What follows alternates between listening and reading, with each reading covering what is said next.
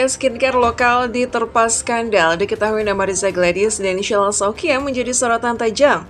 Bukan karena inovasi formula atau pencapaian industri, tapi karena adanya pelanggaran serius, mulai dari penggunaan nomor BPOM palsu, praktek repackaging ilegal, sampai klaim marketing yang menyesatkan. Akibatnya meresahkan dan merugikan masyarakat. Yang bikin publik terkejut, isi produknya tetap sama meski nomor BPOM-nya gonta-ganti label baru dengan kandungan lama.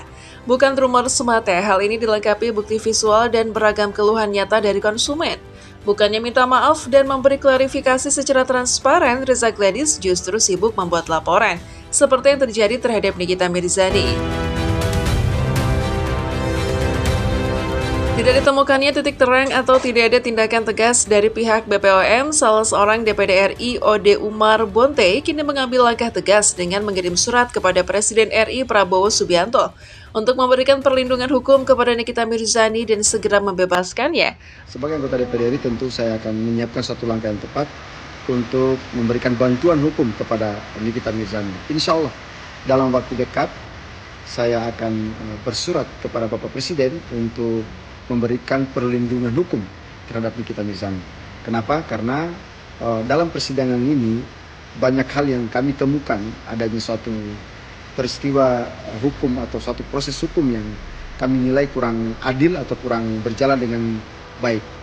Kenapa saya terus memberikan perhatian terhadap kasus Nikita Mirzani? Karena kasus ini benar-benar menyita perhatian seluruh masyarakat Indonesia.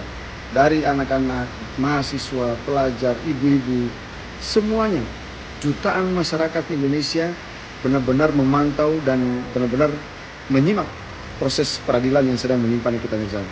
Karena itu, ini adalah kesempatan yang baik untuk menunjukkan penegakan hukum yang baik dan yang benar terhadap masyarakat Indonesia. Terlalu sibuk mengejar validasi dan membenarkan diri hingga lupa mengevaluasi isi produknya sendiri. Skandal demi skandal bermunculan, tapi bukan perbaikan yang ditujukan, melainkan pelaporan demi pelaporan seolah produk miliknya tidak bermasalah. Lebih mengejutkannya lagi, Reza Gladys sesumbar memperlihatkan dirinya kebal hukum dengan keangkuhannya yang tetap aktif di media sosial, seolah dirinya sama sekali tidak diterpa masalah hukum. Lambat laun, kini dirinya pun terpaksa harus melawan laporan dari Nikita Mirzani sebagai wakil korban konsumen. Sekebal apapun melawan hukum, pada akhirnya Reza Gladys kini dihadapkan dengan masalah serius terkait laporan Nikita Mirzani ke pihak KPK hingga terancam 15 tahun penjara. Meski bukti rekaman yang berisi suap menyeret nama Reza Gladys dan aparat penegak hukum, rekaman tersebut memang sempat 2 kali ditolak oleh hakim untuk diputar di ruang persidangan.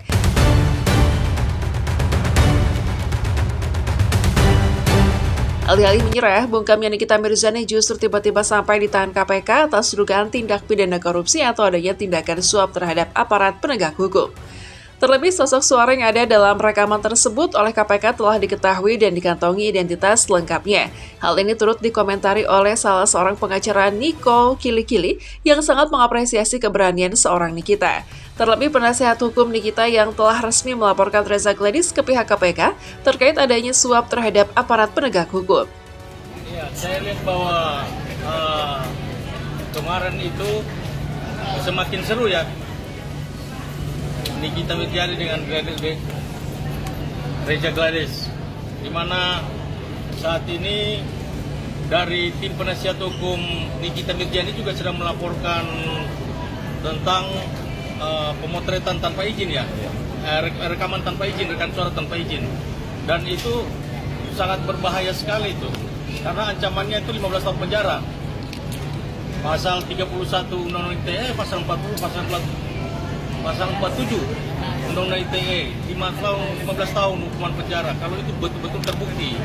Nah, itu mungkin bargaining power-nya dari pihak Nikita Mirzani akan ada di situ nanti. Saya kira itu yang saya lihat. Bahkan juga mendapat sorotan tajam dari pengacara Marwan Iswandi, sekaligus mantan Purnawirawan TNI dan mantan jaksa, yang mana secara tegas ia setuju dengan langkah Nikita Mirzani yang sigap melaporkan adanya suap dari Reza Gladys terhadap aparat penegak hukum, alias jaksa penuntut umum hingga para hakim.